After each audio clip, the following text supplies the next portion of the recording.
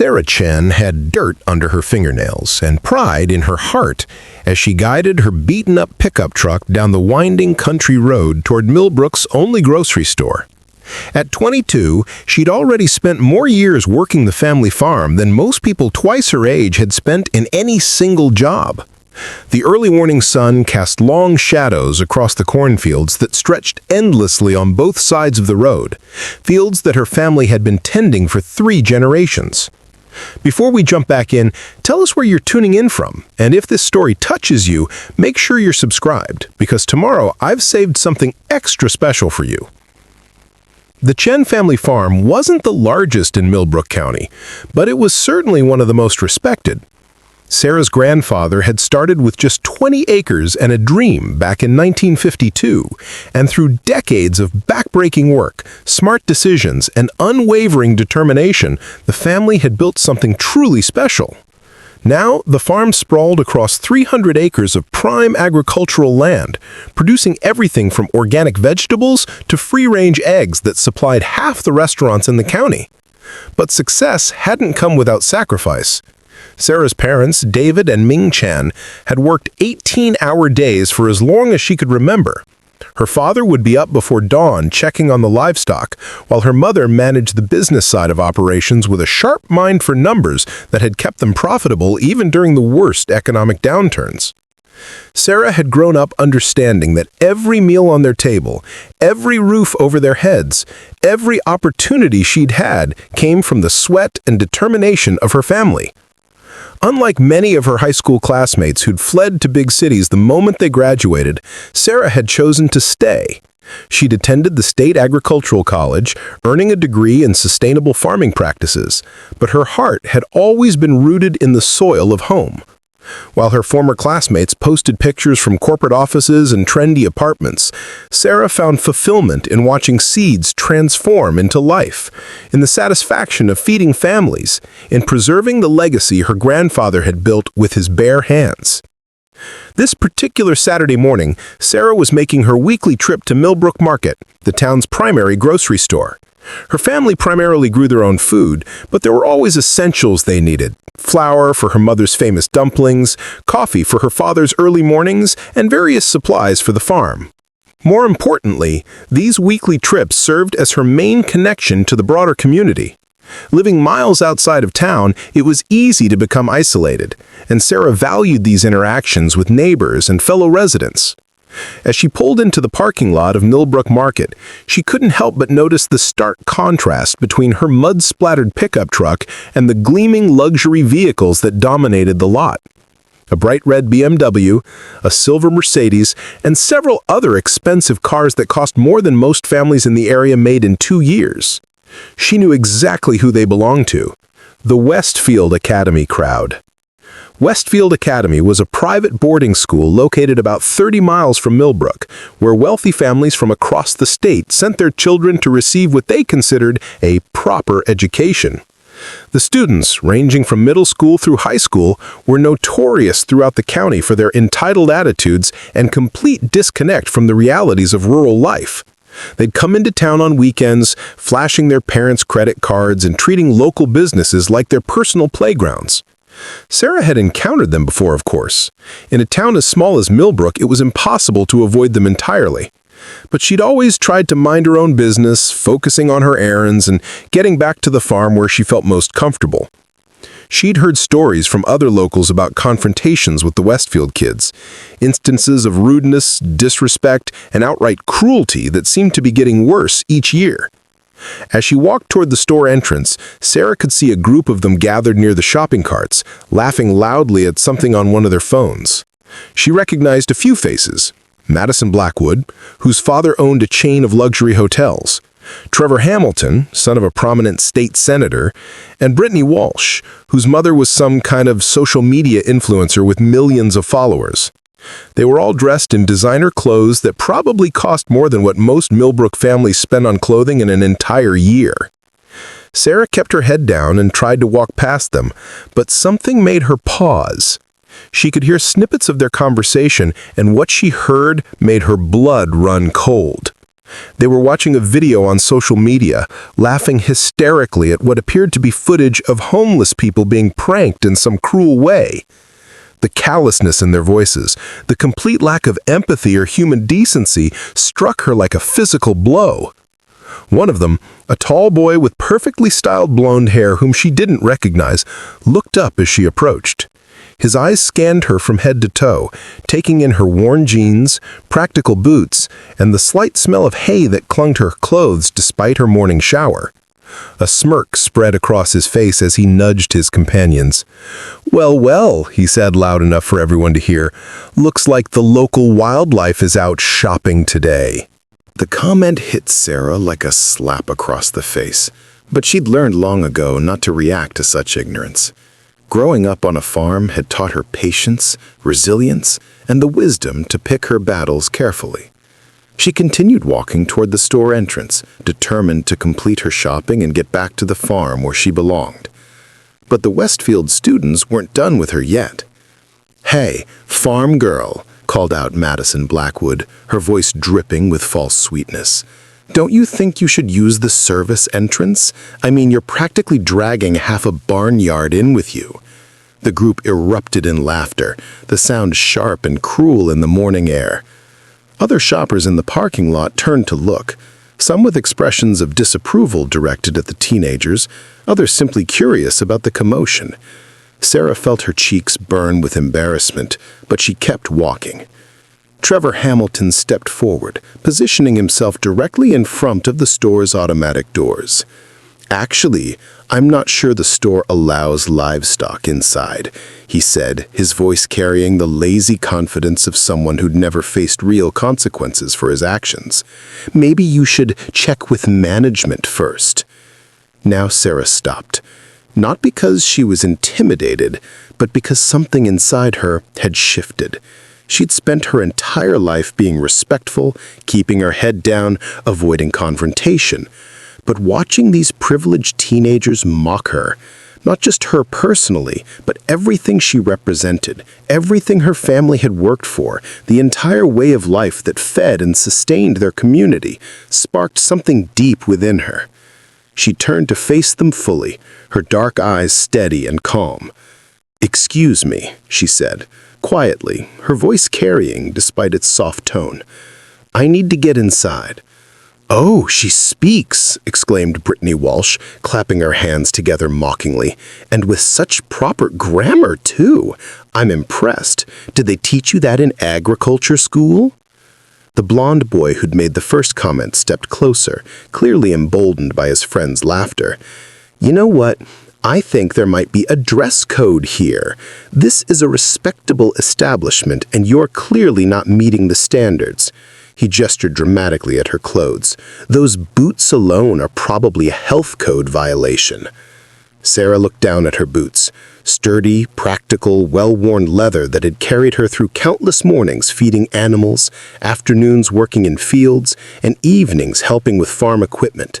They were clean, despite what these teenagers seemed to think, but they bore the honest marks of honest work. Unlike the pristine designer sneakers worn by their tormentors, her boots had actually been used for their intended purpose. "These boots," she said, her voice still calm but carrying a new edge, "have walked through more honest work in a single day than you've probably seen in your entire lives." The group fell silent for a moment, surprised by her response. They were used to their targets either backing down immediately or losing their temper in ways that made them look unreasonable. Sarah's quiet confidence seemed to throw them off balance. But Madison quickly recovered, her eyes narrowing with the particular cruelty that comes naturally to those who've never known real hardship. "Honest work. Is that what you call playing in the dirt? My family's gardener does more sophisticated work than whatever it is you do on that little farm of yours." "Little farm," Sarah repeated, genuine curiosity in her voice. "Tell me, Madison, that's your name, right? Where exactly do you think your food comes from?" Madison looked confused, as if the question made no sense. "Well, the store, obviously. The same place everyone gets food." Sarah nodded slowly, understanding dawning in her eyes. "And before the store, Well, factories, I guess. Companies make food. Everyone knows that. Trevor laughed, apparently thinking Madison's ignorance was funny rather than embarrassing. See? She doesn't even know how the real world works. This is exactly why people like her should stay on their little farms and leave civilized society to those of us who actually contribute something meaningful. Contribute something meaningful, Sarah repeated thoughtfully. Like what, exactly? What do you contribute? The question hung in the air like a challenge. The teenagers looked at each other, suddenly less certain of their ground. They were used to mocking others, not being asked to justify their own existence or value. Brittany recovered first, her voice taking on a defensive edge. We're going to be leaders, doctors, lawyers, politicians, people who actually matter in the world. That's wonderful, Sarah said, genuinely. The world needs doctors and lawyers. But tell me, while you're saving lives and arguing cases, who's going to feed you? The simple question seemed to stump them completely. It was clear that none of them had ever seriously considered the connection between their comfortable lives and the agricultural work that made those lives possible. The silence stretched uncomfortably as the Westfield students grappled with Sarah's question. For young people who prided themselves on their intelligence and sophistication, they seemed remarkably unprepared to defend their dismissive attitudes toward the very industry that sustained human civilization. Finally, the blond boy, who seemed to be their unofficial leader, stepped forward again, his face flushed with embarrassment that was quickly transforming into anger. Listen, farm girl, we don't need a lecture from someone who shovels manure for a living.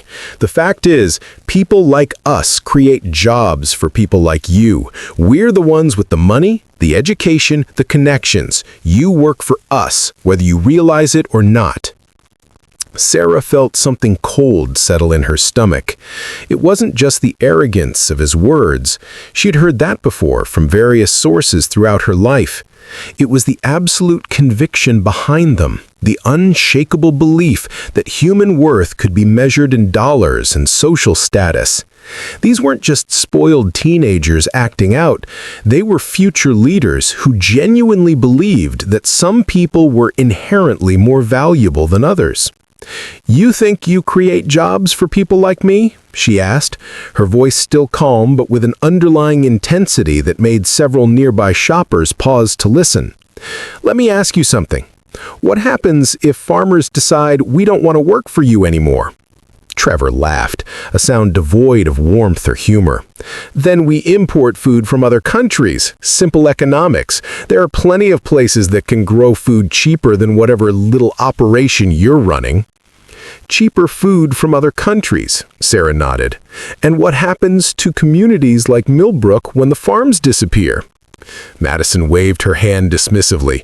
"Who cares? Places like this are dying anyway. That's just progress. People need to adapt or get left behind." The casual cruelty of the statement hit Sarah harder than any personal insult could have. These weren't just attacks on her anymore. They were attacks on her entire community, on generations of families who'd built something beautiful and sustainable in this corner of the world. "Places like this are dying," Sarah repeated slowly. "And you think that's a good thing?" "It's not good or bad," Brittany said with the tone of someone explaining something obvious to a child. "It's just reality. Rural areas are obsolete. The future is in cities, in technology, in innovation, not in whatever this is." She gestured vaguely at the surrounding landscape. Sarah looked around at what Brittany was dismissing so casually. The rolling hills covered in carefully tended crops, the small but thriving downtown area where local businesses had been serving the community for decades. The clean air, the sense of community, the connection to the land that had sustained her family and countless others through good times and bad. "Obsolete?" she said quietly. "That's an interesting word choice." The blond boy checked his expensive watch with exaggerated impatience. "Look, this has been educational, but we have real things to do today.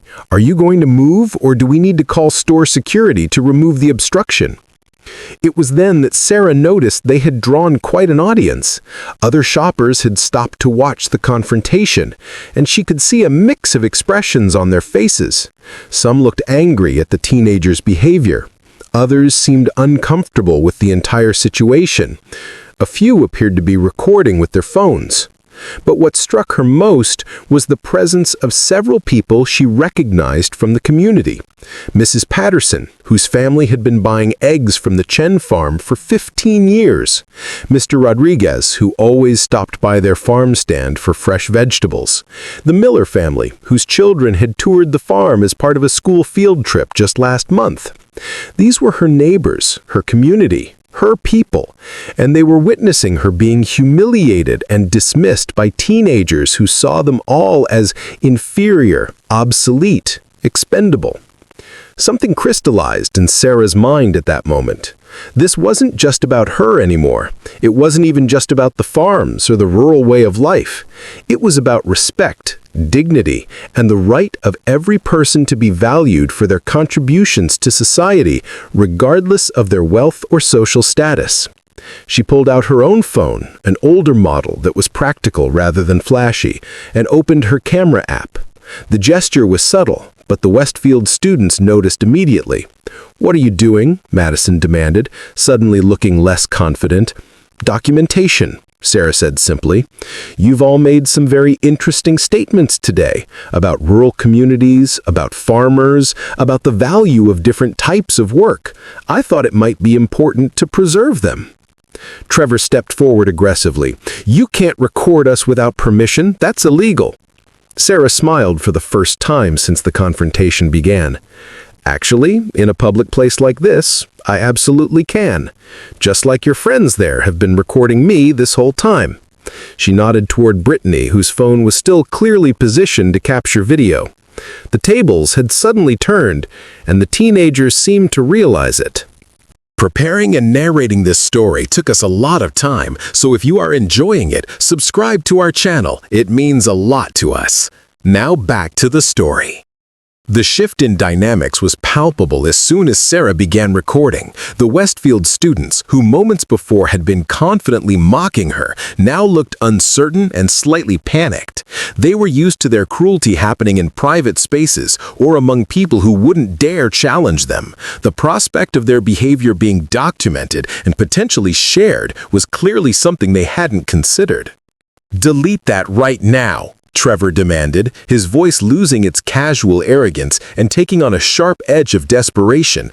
"I'm not kidding. Delete it or you'll regret it." Sarah kept her phone steady, the camera capturing not just their faces, but their words, their body language, their complete transformation from confident bullies to worried teenagers. "Is that a threat?" she asked calmly. "It's a promise," Madison snapped, stepping forward with her hand outstretched, as if she intended to grab Sarah's phone.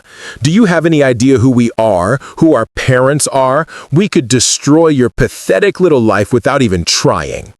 "Tell me," Sarah said, still recording, "who are your parents? I'd love to hear about these people who apparently have the power to destroy lives over their children's bad behavior." The question hung in the air like a trap. The teenagers clearly wanted to use their parents' status as intimidation, but they also seemed to realize that naming names while being recorded might not be the wisest strategy. Brittany tried a different approach, her voice taking on a wheedling, almost desperate tone. "Look, we were just joking around. Can't you take a joke? This is all just a big misunderstanding." "A misunderstanding?" Sarah repeated. "So when you called me livestock, when you said people like me should use the service entrance, when you blocked me from entering a public business, when you said rural communities are obsolete and should disappear, all of that was just joking?"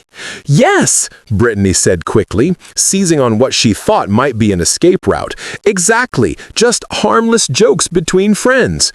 "Between friends," Sarah said thoughtfully. "That's interesting, because I don't remember agreeing to be your friend. In fact, I don't remember agreeing to be the target of your jokes at all." The blond boy who'd started the entire confrontation stepped forward again, but his earlier confidence was completely gone. "Listen, you need to understand that we're not from around here. We don't know your local, customs or whatever. Maybe we came across wrong, but we're actually really nice people." Sarah's eyebrows rose slightly. "Local customs? You mean customs like basic human decency? Like treating other people with respect? Like not blocking strangers from entering businesses?" She paused the recording for a moment and looked directly at him. "Tell me your name." "What? Why?" "Because if you're really nice people who just made an innocent mistake, you shouldn't have any problem taking responsibility for your actions. What's your name?" The boy's mouth opened and closed several times, but no sound came out. It was clear that he'd never been put in a position where he had to face actual consequences for his behavior. Trevor stepped in, apparently trying to salvage the situation. "Look, farm girl, you're making a big deal out of nothing. We apologize, okay? We're sorry. Now delete the video and we can all just forget this happened." "You apologize," Sarah said, starting the recording again. "That's wonderful. What exactly are you apologizing for?" For the misunderstanding." "Be specific." Trevor looked frustrated, clearly not used to having to articulate his actions or take genuine responsibility. "For the things we said, for blocking you, for whatever." "For whatever," Sarah repeated. "That's very comprehensive. And what are you going to do to make sure this kind of misunderstanding doesn't happen again?" The question seemed to stump him completely. The concept of changing their behavior, of learning from their mistakes, of growing as human beings appeared to be entirely foreign to them. Brittany tried a different approach, her voice taking on the imperious tone that probably worked well on servants and subordinates in her normal life. "Enough of this. We don't have to stand here and be interrogated by some random farmer. We're leaving." But as she started to walk away, Sarah called out, loud enough for everyone in the parking lot to hear clearly. "Before you go, I have one more question for all of you." Despite themselves, they stopped and turned back.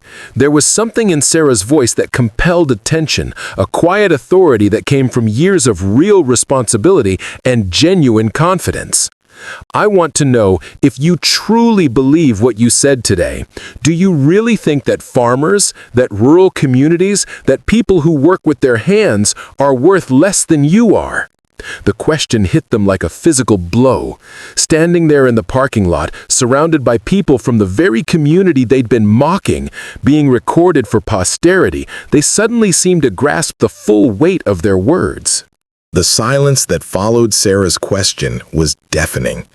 The Westfield students stood frozen, clearly struggling with how to respond. They'd been caught in a moment of raw honesty, expressing beliefs they normally kept hidden behind polite facades and careful social media posts. Now, faced with the prospect of those beliefs being preserved on video and potentially seen by a wider audience, they seemed to realize the gravity of their situation. Mrs. Patterson, who had been watching from near her car, walked over to join the growing crowd. "Sarah, honey," she said warmly, "these children giving you trouble?" The use of the word children was deliberate and devastating. Mrs. Patterson, a retired teacher in her 70s, had a way of cutting through pretense with surgical precision. By referring to the teenagers as children rather than young adults, she immediately diminished their self-importance and highlighted the childishness of their behavior. "No trouble at all, Mrs. Patterson," Sarah replied with genuine affection. "We were just having a discussion about the value of different types of work and different types of communities." Mr. Rodriguez stepped forward as well, his weathered hands still bearing traces of the motor oil from his auto repair shop. "That's interesting timing," he said, his voice carrying the subtle menace of a man who'd built his business on reputation and respect. "Because I was just thinking about how these young folks got here today." He pointed to the expensive cars scattered throughout the parking lot. "Those are some fine automobiles. German engineering, premium materials, sophisticated technology." He walked over to Trevor's BMW and ran his hand along the hood. This particular model gets about 23 miles per gallon in combined driving. Premium gasoline only, of course. Trevor looked nervous. What's your point? My point is, Mr. Rodriguez said with a slight smile, is that you drove here from your fancy school, burning gasoline that was refined from crude oil that was drilled from farms and rural land, traveling on roads that were built through rural communities, to shop for food that was grown on farms like Sarah's. He gestured broadly. Every single aspect of your ability to be here today, every convenience you take for granted, depends on rural communities and people who work with their hands. Madison rolled her eyes, though the gesture seemed forced. That's completely different. That's just infrastructure. Infrastructure built and maintained by whom? Asked Mrs. Patterson mildly. By companies, by the government, by people who know what they're doing. Sarah's father's voice came from behind them. People like me, you mean? Everyone turned to see David Chen approaching, his truck keys in his hand. He'd clearly just arrived to meet Sarah, probably to help with the heavier items on their shopping list.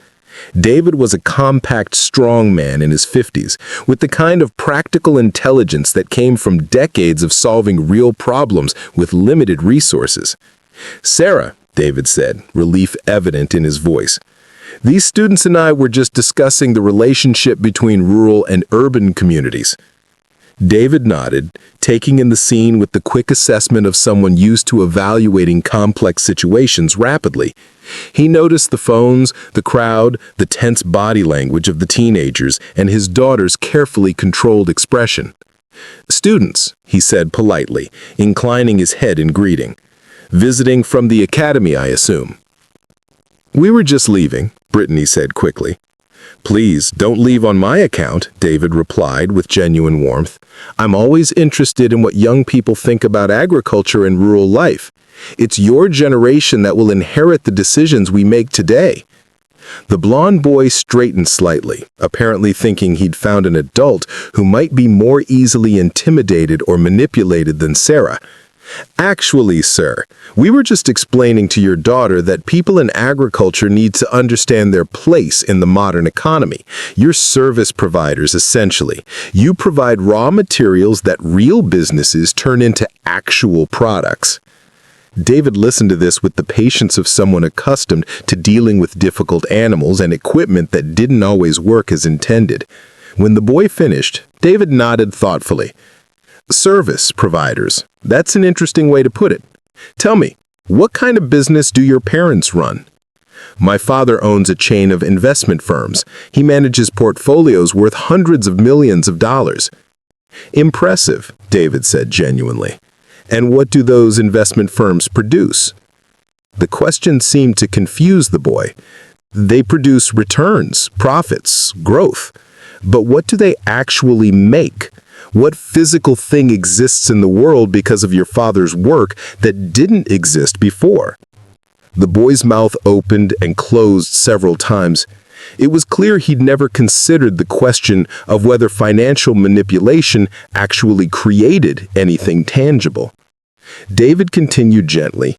"I'm not criticizing financial services, you understand. They serve important functions in the economy.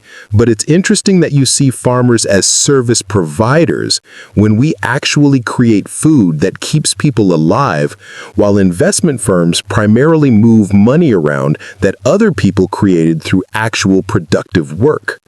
The distinction David had drawn hung in the air like a challenge to everything the Westfield students thought they understood about value and importance in society. The boy who'd been so proud of his father's investment firm now looked uncertain, as if he was beginning to question assumptions he'd never thought to examine before. Trevor, however, seemed determined to double down on his position. "Money is what makes the world work," he said defensively. "Without investment and capital, nothing gets built, nothing gets done. Your farm only exists because someone invested money in it." David smiled, the expression carrying decades of quiet wisdom. "That's partially true," he acknowledged. "But let me ask you this. What came first, farming or investment banking?" What do you mean? I mean, which one had to exist before the other one was possible? Did humans need to grow food before they could create complex financial systems? Or did they need complex financial systems before they could grow food? Sarah watched her father work with admiration. This was vintage David Chen, using questions to lead people to discover the flaws in their own thinking rather than simply telling them they were wrong. It was the same approach he'd used when teaching her to manage the farm, the same patient methodology that had made him successful in an industry where quick tempers and hasty decisions could destroy generations of work.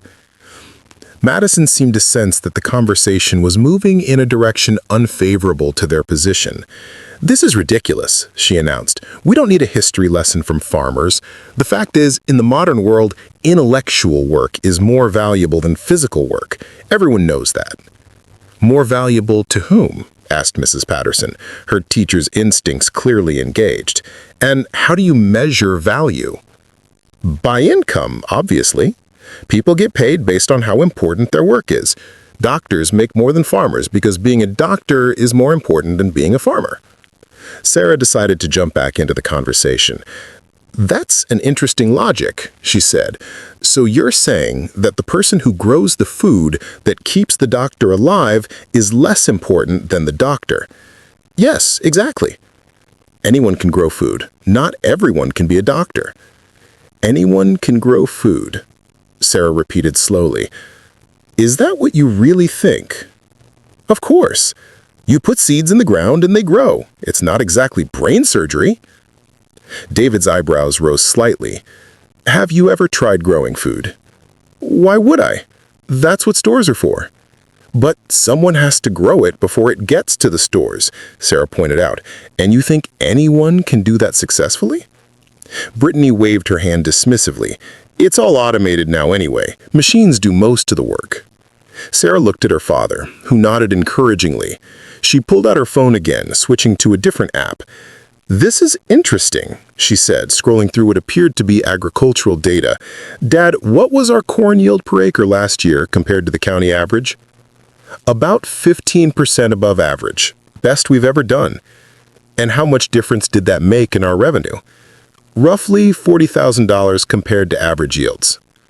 Sarah looked back at the teenagers. "So in our operation, the difference between good farming and average farming was $40,000 in a single crop in a single year. Now multiply that across all our crops, across multiple years, across hundreds of farms in the county." She paused for effect. "You still think anyone can do this?" Trevor looked frustrated. "Fine, maybe it takes some skill, but it's still just manual labor, physical work. It's not the same as intellectual work." "Manual labor," David said thoughtfully. "Tell me, Trevor, what do you think I did this morning before coming here? Fed animals? Watered plants? I don't know." "This morning," David said patiently, "I spent 2 hours analyzing soil composition data from our different fields, calculating optimal fertilizer combinations based on weather forecasts, crop rotation schedules, and market price projections. Then I reviewed satellite imagery to assess crop development patterns and identify areas that might need additional attention. After that, I had a conference call with agricultural extension agents and fellow farmers to discuss new sustainable pest management techniques that could reduce our environmental impact while maintaining yield quality." He paused, watching the teenagers' faces. "Then I spent an hour troubleshooting a problem with our irrigation system's computer controls, which required understanding hydraulics, electronics, and programming. After that, I reviewed our financial projections for the next quarter, adjusting for variables like fuel costs, labor availability, weather risks, and market demand fluctuations." David smiled. "Tell me, which part of that was just manual labor?" The question landed like a bombshell. The teenager stared at him, clearly struggling to reconcile his description with their preconceived notions of farming as simple, mindless work. But you're still just growing plants," Madison said weakly. "Just growing plants that feed the world," Mrs. Patterson interjected dryly. The weight of David's words settled over the parking lot like morning mist. The Westfield students stood in stunned silence, clearly grappling with the collapse of their fundamental assumptions about agricultural work. But it was Brittany who recovered first, her voice taking on a desperate edge that suggested she was beginning to realize how badly this encounter was going for them. "Okay, fine," she said, her words coming out in a rush. "Maybe farming is more complicated than we thought. But that doesn't change the basic facts. Rural areas are still dying. Young people still leave for cities. The future is still in technology and innovation, not in this." She gestured vaguely at the surrounding landscape. Sarah exchanged a look with her father, who nodded almost imperceptibly. It was time to reveal something that these teenagers, in their bubble of privilege and ignorance, clearly had no idea about. "Technology and innovation," Sarah said thoughtfully. "That's interesting that you mention that." She pulled out her phone again, but this time, instead of recording, she opened what appeared to be a complex dashboard application. "Dad, what's the current moisture reading in the North Field?" David checked his phone. "Soil sensors are showing 12% moisture content at 6-inch depth, 14% at 12 inches. We'll need to start irrigation cycle 3 tomorrow morning if the weather forecast holds." "And the drone survey results from yesterday?" 97% crop health index across all surveyed areas. We identified 6 spots showing early stress indicators. Looks like minor nutrient deficiency. I've already programmed the precision application system to address those areas specifically during the next fertilizer run. Sarah looked back at the teenagers, who were staring at the phones and technical conversation with obvious confusion. "You mentioned technology and innovation," she said. "Our farm uses satellite guidance systems for all our equipment. GPS coordinates accurate to within 2 inches. We have soil sensors throughout our fields that provide real-time data on moisture, pH, nitrogen levels, and dozens of other factors. Our tractors are equipped with computer-controlled variable rate technology that applies exactly the right amount of fertilizer to each square yard of field based on soil analysis data." She warmed to her subject, her passion for the work evident in every word.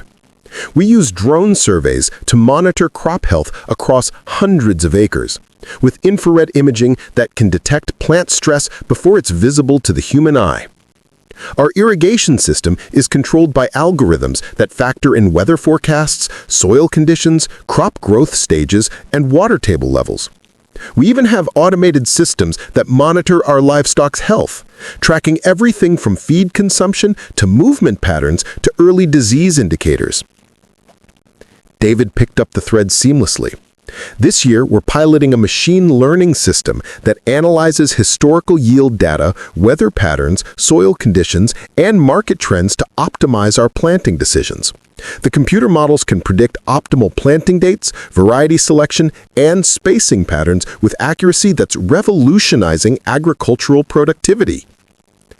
The Westfield students looked completely overwhelmed. Madison stammered, But that's not what farming looks like in movies. You're supposed to be simple country people who don't understand technology." "Movies," Mrs. Patterson said with a dry laugh. "Yes, those are always accurate representations of reality." Trevor, who had been silent for several minutes, finally found his voice again. "Even if all of that is true, it doesn't change the fundamental economic reality. Rural areas are still economically disadvantaged. You're still dependent on urban markets, urban consumers, urban capital." Sarah tilted her head, studying him with the patience of someone accustomed to dealing with particularly stubborn problems. "Urban markets," she repeated. "Tell me, Trevor, where do you think urban people get their money?" "From their jobs, obviously." "And what kind of jobs?" "All kinds. Business, technology, finance, medicine, law, education." "And what do all those jobs have in common?" "I don't know what you're getting at." They all depend on having people who are fed, housed, clothed, and supplied with raw materials for their work. Urban economies exist because rural economies provide the foundation that makes urban life possible. Cities are amazing engines of creativity and innovation, but they can't exist without the agricultural and resource base that rural areas provide. David nodded approvingly at his daughter's explanation. It's not a question of urban versus rural. It's a symbiotic relationship. Cities need rural areas for food, energy, raw materials, and space. Rural areas need cities for markets, services, and certain types of specialized expertise. The problem comes when either side starts thinking they're more important than the other. Brittany seemed to seize on this as a potential escape from their increasingly untenable position. "Exactly," she said. "So we're all important. Everyone's important. Can't we just agree that everyone contributes in their own way?" Sarah looked at her with something that might have been pity. "That's a lovely sentiment, Brittany. And it's exactly what I tried to explain when you first started blocking me from entering this store. The difference is, I didn't need to humiliate and degrade you to make that point." The truth of Sarah's words hit the teenagers like a physical blow. They had indeed started this entire confrontation, had been the ones to block her, mock her, insult her way of life, and treat her as less than human. Now, faced with the evidence of their own ignorance and cruelty, they seemed to be grasping for any way to salvage their dignity. "Look," the blond boy said, his voice taking on a pleading quality that was a far cry from his earlier arrogance. "We get it, okay? We were wrong. We made mistakes. Can't we just call it even? You've made your point." "Call it even?" Sarah repeated, her voice carrying a dangerous quiet that made several people in the crowd lean in closer. "You think this is about making points? You think this is some kind of academic debate where we shake hands at the end and walk away?" She looked around at the crowd that had gathered.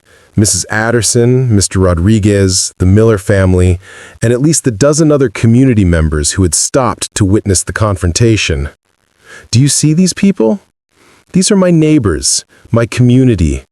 People who work hard every day to build something meaningful, something lasting, something that actually matters. And you just stood here and told them they're obsolete, that their way of life should disappear, that they're worth less than you because they don't have enough money or status." The teenagers shifted uncomfortably, finally beginning to grasp the full scope of what they'd done. This wasn't just about Sarah anymore. It was about an entire community that they'd casually dismissed and insulted. Madison tried one more time to minimize the situation. "We were just talking. It's not like we actually hurt anyone." Mrs. Patterson stepped forward, her teacher's instincts fully engaged. "Just talking," she repeated. "Young lady, words have power. Words shape how we see the world and how we treat other people. When you say that rural communities are obsolete, when you say that farmers are inferior, when you block someone from entering a business because you think they don't belong there, those aren't just words. Those are actions that reveal your character and your values." She continued, her voice carrying the authority of someone who'd spent decades shaping young minds. "And the most troubling part is that you don't seem to understand the real-world consequences of those attitudes. You're going to be doctors, lawyers, politicians, business leaders. You're going to make decisions that affect millions of people. And if you truly believe that some people are worth less than others, if you truly believe that rural communities should disappear, if you truly believe that physical work is inherently inferior to intellectual work, what kind of decisions are you going to make?" The question hung in the air like an indictment. Several of the teenagers looked genuinely shaken, as if they were beginning to understand the broader implications of their attitudes. But Trevor, perhaps because he was the son of a politician, and therefore more skilled at deflection and damage control, tried to shift the focus. This is all very philosophical, but the reality is that we're just kids. We're still learning. We're going to make mistakes. Isn't it a bit much to judge your entire character based on one conversation? David Chen, who had been quietly observing the exchange, chose that moment to speak. "You're absolutely right, Trevor." And for a moment, the boy looked relieved. "You are still learning. You will make mistakes. That's part of growing up." He paused, his expression growing more serious. "But here's the thing about mistakes. They're only valuable if you learn from them. And learning requires acknowledging what you did wrong, understanding why it was wrong, and committing to doing better in the future." David looked at each of the teenagers in turn. "So, let me ask you directly, do you understand what you did wrong here today? Do you understand why blocking someone from entering a business, mocking their way of life, and declaring entire communities to be obsolete was wrong? And most importantly, are you committed to doing better in the future?" The silence that followed was profound. It was clear that the teenagers were struggling with the question, not because they didn't know the right answer, but because giving that answer would require them to admit fundamental flaws in their worldview and behavior. Finally, Brittany spoke up, her voice small and uncertain. We were being mean and ignorant. We shouldn't have blocked Sarah or said those things about farmers and rural people." "That's a start," Sarah said. "But why were you being mean and ignorant? What made you think it was okay to treat me that way?" Because we thought we were better than you," Brittany admitted, the words seeming to cost her something to say. "And now?" "Now, I don't know. I guess I don't really understand what makes someone better than someone else." Sarah nodded slowly. "That's honest, at least. And it's actually a really important question. What does make someone valuable? What makes someone worthy of respect?" The philosophical question Sarah had posed seemed to hang in the air like a challenge to everything the Westfield students had been taught about success, status, and human worth. It was clear that none of them had ever seriously considered the foundations of their belief system, the assumptions that had led them to treat others with such casual cruelty. Madison was the first to attempt an answer, her voice uncertain. "I guess, accomplishments? What you achieve in life?" "What kind of accomplishments?" Sarah pressed gently. "Making money, getting good grades, going to good schools, having successful careers? And what makes those accomplishments more valuable than others?" Madison struggled with the question. Because they're harder? Because not everyone can do them?" Mr. Rodriguez stepped forward, his weathered hands clasped behind his back. "I've been listening to this conversation with great interest," he said, "and I keep thinking about something. Madison, you mentioned that some accomplishments are more valuable because they're harder and not everyone can do them." He gestured towards Sarah and her father. "Do you think growing enough food to feed a family is easy? Do you think anyone can manage 300 acres of cropland successfully? Do you think the 30% of new farms that fail in their first 5 years fail because farming is simple?" Madison looked uncomfortable. I didn't mean..." "I know what you meant," Mr. Rodriguez said kindly. "You meant that intellectual work is harder than physical work. But here's what I've learned in 40 years of running my own business. Every job, every career, every way of contributing to society has both intellectual and physical components. And the most successful people in any field are those who understand and respect both." He pointed to his auto repair shop across the street. "When someone brings me a car that won't start, I have to diagnose the problem using knowledge of electronics, chemistry, physics, and mechanical engineering. I have to use computer diagnostic equipment that requires technical training to operate. But I also have to use my hands to actually fix the problem. Both parts are essential. Neither one is more valuable than the other." Trevor, who had been growing increasingly agitated throughout the conversation, finally exploded. "This is ridiculous! We're being lectured by mechanics and farmers about the value of education and achievement.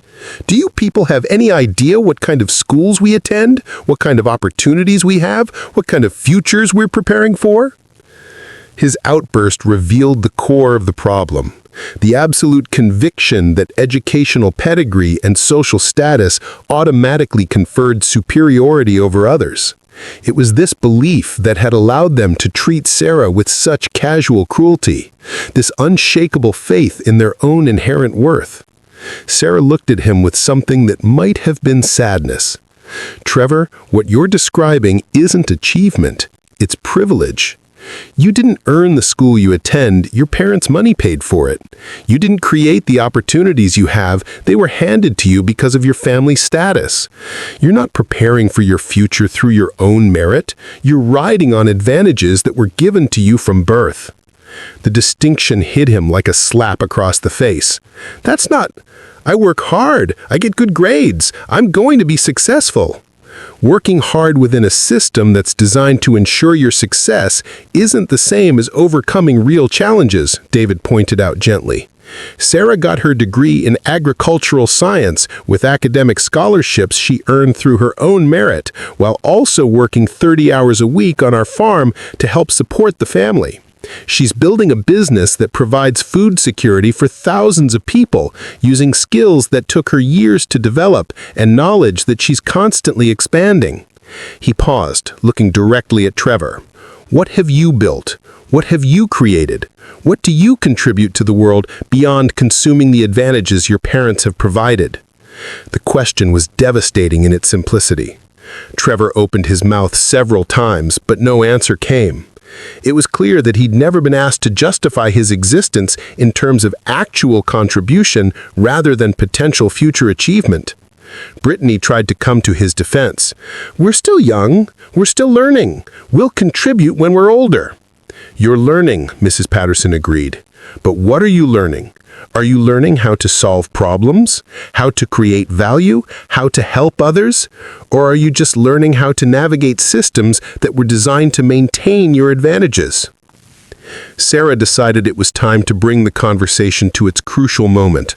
She looked around at the crowd that had gathered, at the phones that were still recording, at the community members who had witnessed this entire exchange. Something had crystallized in her mind during the conversation, not just about these particular teenagers, but about the broader attitudes they represented. "I want to try an experiment," she announced, her voice carrying clearly across the parking lot. The teenagers looked nervous. They sensed that something significant was about to happen, but they had no idea what Sarah had in mind. "What kind of experiment?" Madison asked hesitantly. Sarah smiled, but there was something in her expression that suggested the next few minutes were going to change everything. "Here's my experiment," Sarah announced, her voice carrying clearly across the parking lot. "You've all made it very clear that you believe some people are more valuable than others based on their education, their family wealth, and their social status. You think that gives you the right to block people from businesses, to mock their way of life, and to declare entire communities obsolete." She pulled out her phone and began speaking directly to the camera, her voice taking on the clear, confident tone of someone who had found her moment. "My name is Sarah Chen. I'm a third-generation farmer from Millbrook County, and I have a challenge for the students from Westfield Academy who are standing behind me."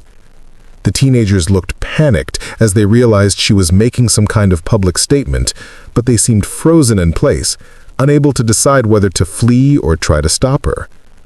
"The challenge is simple," Sarah continued, still addressing the camera. "You believe that your education and social status make you more valuable than rural people like me. You believe that intellectual work is inherently superior to physical work. You believe that farmers and rural communities are obsolete in the modern world." She turned the camera to show the grocery store behind them. "So here's what I propose. This community depends on the grocery store for essential supplies, but according to your worldview, the people who stock those shelves, who manage the inventory, who grow the food that fills those shelves, who transport that food, who maintain the infrastructure that makes this store possible, all of those people are supposedly less valuable than you are. David Chen stepped up beside his daughter, understanding immediately what she was doing. "Sarah," he said quietly, "are you sure about this?" "I've never been more sure of anything in my life, Dad." Sarah looked directly at the Westfield students. "So here's my challenge. If you truly believe that you're more valuable than the people who do the essential work in this community, then prove it. Show us what happens when we remove ourselves from the equation." She turned back to the camera. "Starting tomorrow morning, my family's farm will stop supplying any food to any business in Millbrook County. We're not angry, we're not trying to hurt anyone, we're simply accepting the assessment that our work is obsolete and unnecessary." A murmur ran through the crowd of onlookers. Several people looked concerned, while others seemed intrigued by what Sarah was proposing. "But that's not all," Sarah continued, still addressing the camera. "I'm calling on every farmer, every truck driver, every warehouse worker, every person who does the supposedly inferior physical work that keeps this community functioning to join us.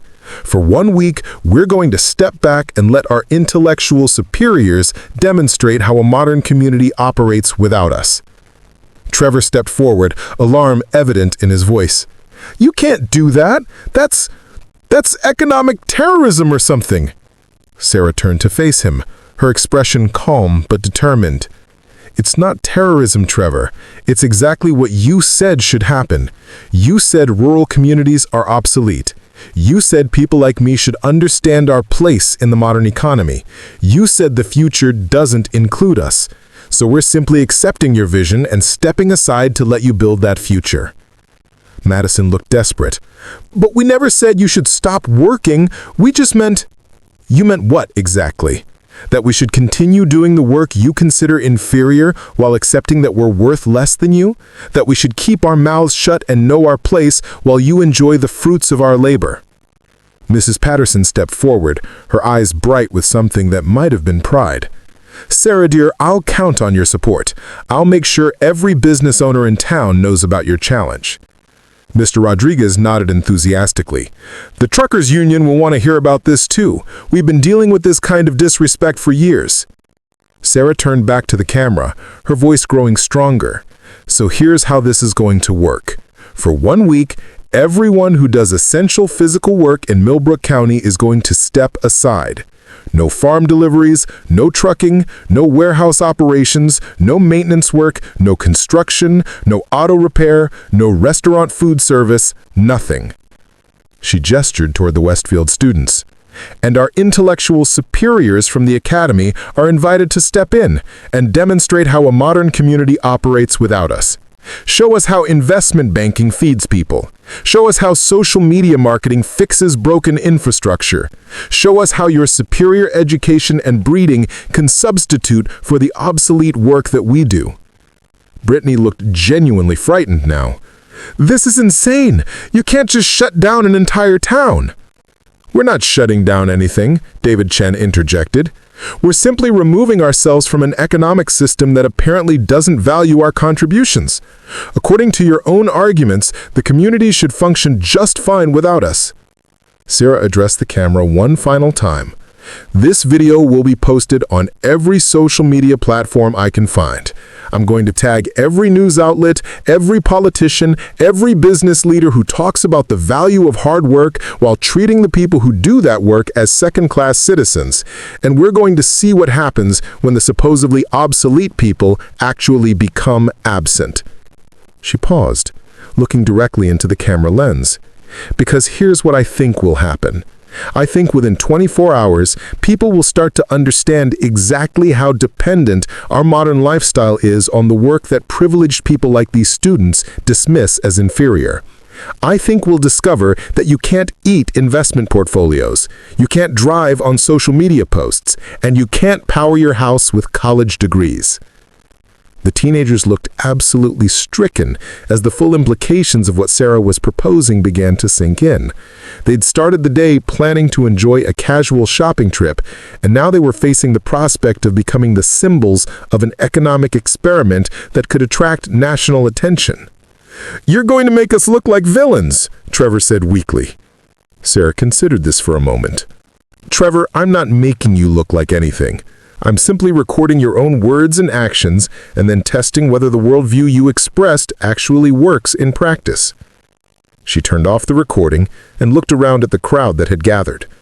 24 hours. Starting tomorrow at sunrise, we find out what Millbrook County looks like when all the obsolete people take a vacation. As the crowd began to disperse, the Westfield students stood frozen in the parking lot, finally understanding that their casual cruelty had unleashed something far beyond their control. By the next morning, Sarah's video had been viewed over 2 million times, picked up by major news networks, and sparked a national conversation about work, value, and respect in American society. The headlines read, "Farm Girls Challenge to Elite Students Sparks National Debate on Essential Workers," and "Rural Community Stages Week-Long Strike After Bullying Incident Goes Viral." But perhaps the most important headline was the one that appeared in the Millbrook Gazette. "Our Community Stands Together. Local Response to Westfield Academy Incident Shows the True Meaning of Value." Up next, you've got 2 more standout stories right on your screen. If this one hit the mark, you won't want to pass these up. Just click and check them out. And don't forget to subscribe and turn on the notification bell so you don't miss any upload from us.